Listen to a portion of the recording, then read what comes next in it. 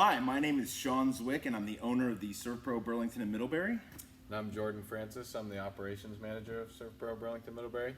And what we want to talk to you today about is a couple of steps that we take to protect ourselves every day during water, fire, and mold losses that we see regularly. Absolutely. So the first thing we want to talk about is protecting ourselves with our safety precautions. We use personal protective equipment. A lot of personal protective equipment out there ranges. We use Tyvek suits with a safety rating of 5 to 9. We use gloves. There's several different types of respirators out there. We recommend using a full face respirator for full coverage. Protects your eyes, protects your mouth, obviously your respiratory system.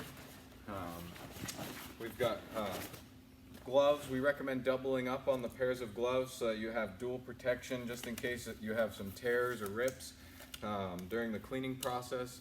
Things can get quite aggressive.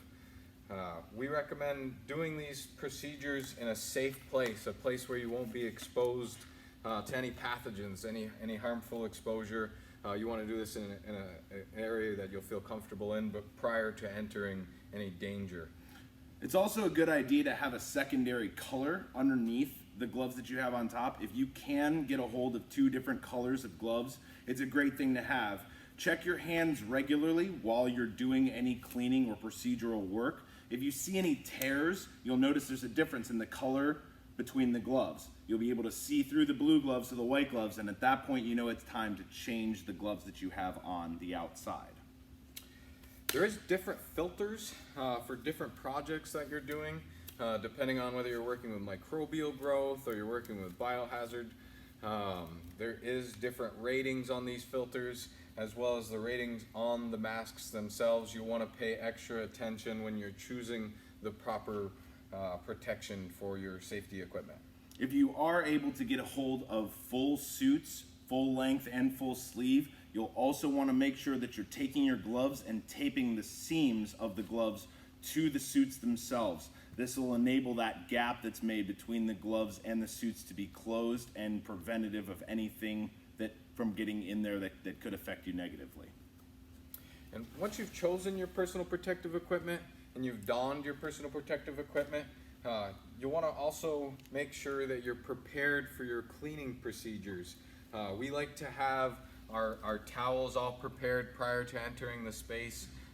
We fold them so we have several different surfaces. You don't want to keep wiping the same surface with the same towel. You know, you want to wipe a surface, flip the towel, use that surface, and then discard that towel. You don't want to put it back in your bucket. It doesn't want to contaminate any other surfaces. Once you've used this towel on a contaminated surface, this towel is now considered contaminated. You can put it in your contaminated pile, and you'll have to address that at the end of the job. That is one thing that is very important to focus on. When you have a solution or a cleaning solution that you're using for this in a particular bucket, you want to have towels that are designated to cleaning, and never at any point take this towel once it's been put on surfaces and put it back into your clean solution. This is cross-contamination and will effectively negate the results that you're looking for. And when it comes to disinfecting, what you'll want to do is you want to use a mild surfactant to clean the surfaces prior to using a disinfectant. You'll also want to read the label on the back of the disinfectant prior to using the disinfectant. A lot of these disinfectants have dwell time. They have certain procedures to use them. It is an EPA offense to use them in a way that they are not meant to be used. So make sure you read those labels prior to using them. So a lot of the times what we do is we come in there, we have our cleaning, our mild surfactant such as Dawn dish soap, any sort of cleaning solution, and you know, we clean the soiling away that can contain pathogens, and then we come back through with a disinfectant that is rated for that surface. A lot of the times these disinfectants you have to pay attention to the backside, make sure it's rated for the material, the surface that you're using it on. A lot of them are rated for non-porous, thoroughly clean surfaces. There are disinfectants out there that are rated for some carpeting and items like that, but they have to be used in the way that the manufacturer has used them and tested them. You want to make sure you read the labels and use them properly. So specifically going back to what we're talking about with the PPE, we want to remind everyone the order that these are going on is your suit comes first, protect your body.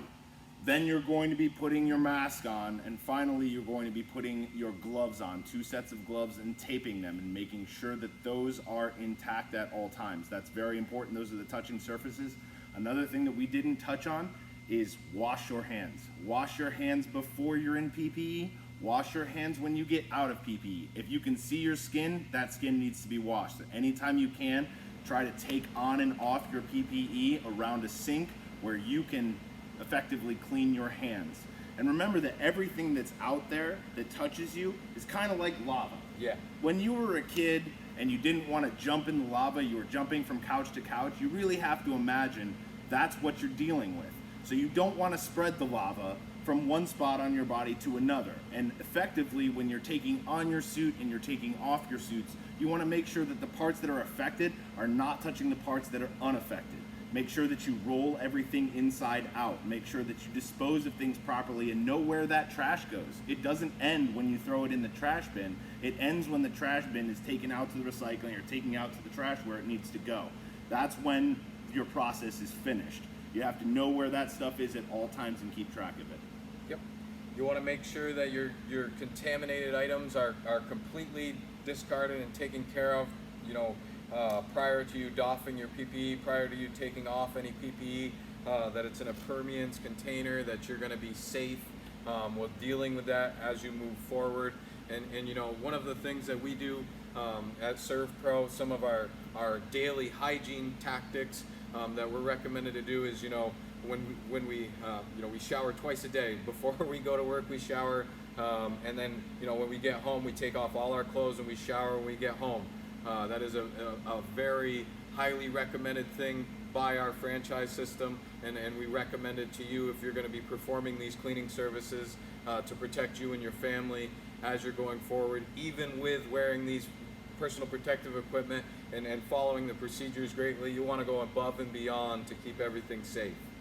And that's really the key to everything, is making sure that everyone out there is safe, cleaning in a safe environment, and making sure that we can continue to do the things that we do every day.